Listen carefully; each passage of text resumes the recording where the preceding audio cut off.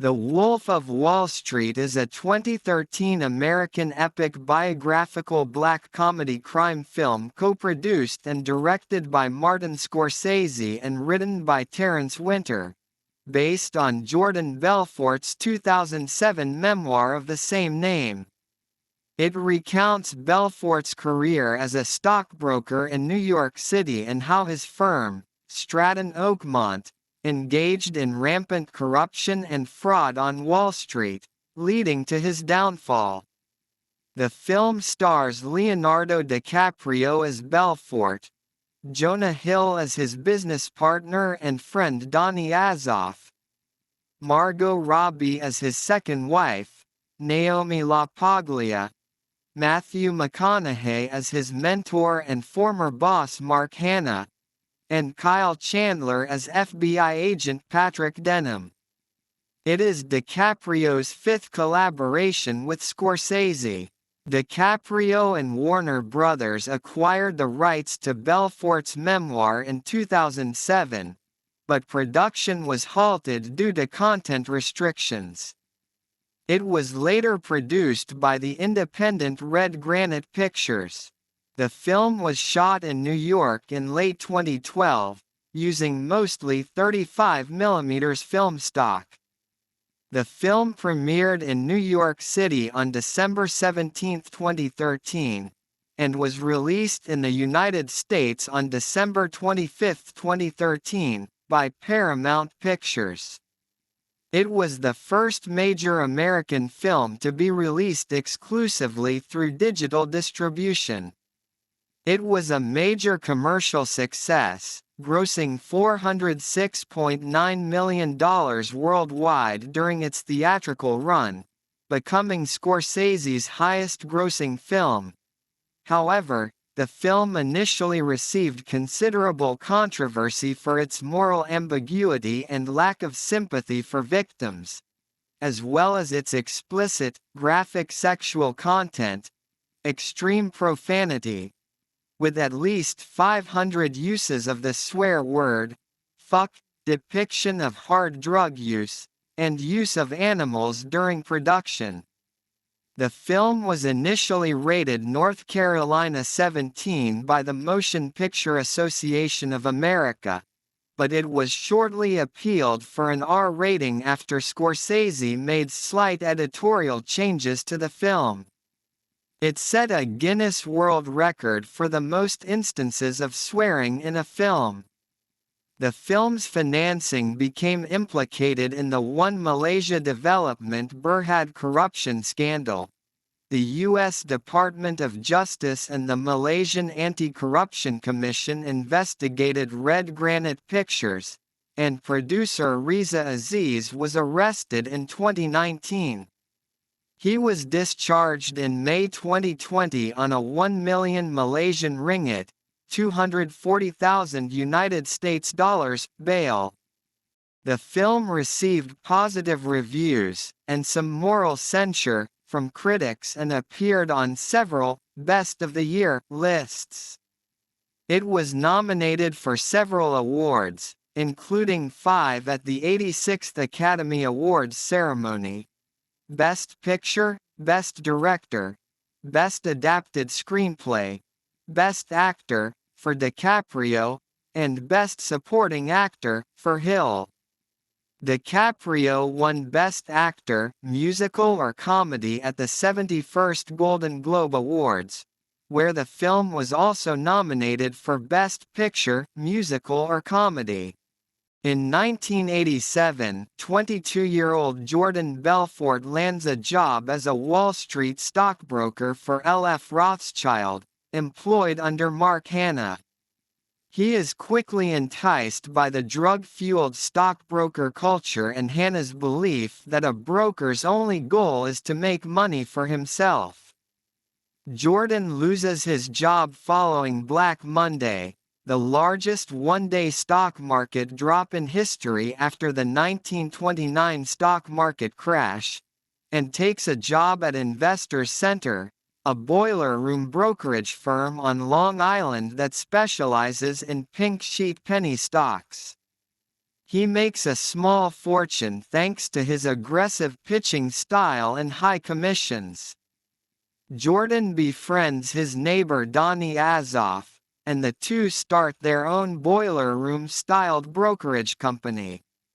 They recruit Jordan's childhood friends Robbie Feinberg, Alden Kupferberg, Nikki Koskoff, Chester Ming, and Toby Welch, as well as local drug pusher Brad Bonnick, all of whom Jordan trains in the art of the hard sell, and set up the company in an abandoned auto repair shop.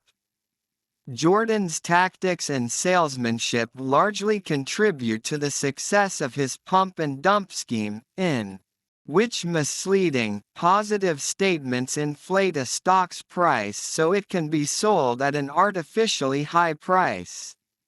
When the scheme's perpetrators sell their overvalued securities, the price plummets, and those who were conned into buying at the inflated price are left with stock that is suddenly worth much less than they paid for it. To cloak this, Jordan gives the firm the respectable-sounding name of Stratton Oakmont in 1989. Soon after, the company becomes immensely successful, moving out of the auto repair shop into a bigger office. An exposé in Forbes, which dubs Jordan the Wolf of Wall Street, a sort of twisted Robin Hood who takes from the rich and gives to himself and his merry band of brokers, causes hundreds of ambitious young financiers to flock to the company, thus causing them to move into even bigger offices. As all this is happening, Jordan becomes immensely successful, and slides into a decadent lifestyle of prostitutes and drugs. He has an affair with buxom blonde lingerie designer Naomi Lapaglia, and when his wife Teresa finds out about this, Jordan divorces her and marries Naomi in 1991. Meanwhile, the SEC and the FBI begin investigating Stratton Oakmont.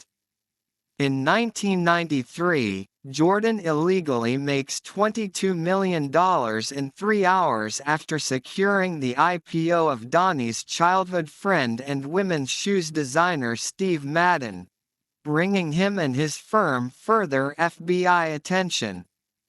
To hide his money, Jordan opens a Swiss bank account with corrupt banker Jean-Jacques Sorel in the name of Naomi's Aunt Emma, who lives in London and thus remains outside the immediate reach of American authorities.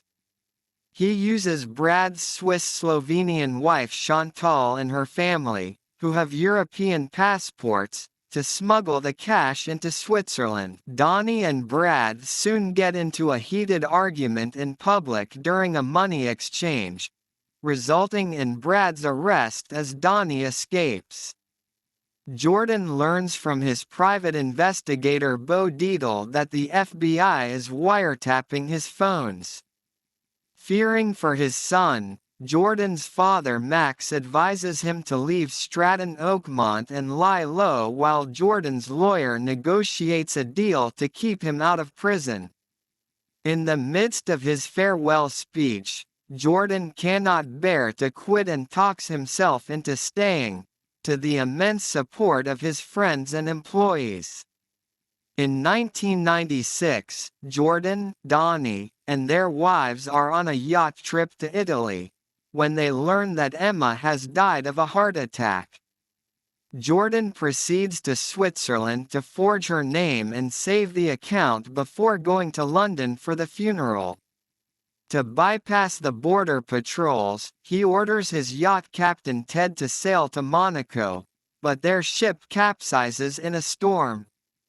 After their rescue, the plane sent to take them to Geneva is destroyed when a seagull flies into the engine. Jordan takes this as a sign from God to address his worsening drug addiction and attempts to sober up. In 1998, Sorel and Koskoff are arrested for an unrelated crime, the former informing the FBI about Jordan as a plea bargain.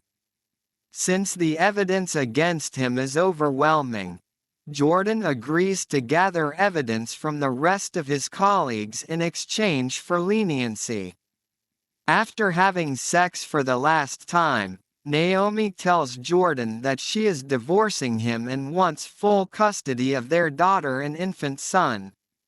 In a cocaine-fueled rage, Jordan punches Naomi and tries to drive away with his daughter, but crashes his car in the driveway. Later, Jordan wears a wire to work and slips a note to Donnie, warning his old partner. However, Donnie betrays Jordan by giving his note to the FBI, who arrest Jordan, before they raid and shut down Stratton Oakmont. Despite breaching his deal, Jordan receives a reduced sentence of 36 months in a minimum security prison for his testimony, and is released in 2000 after serving 22 months. After his release, Jordan makes a living hosting seminars on sales techniques.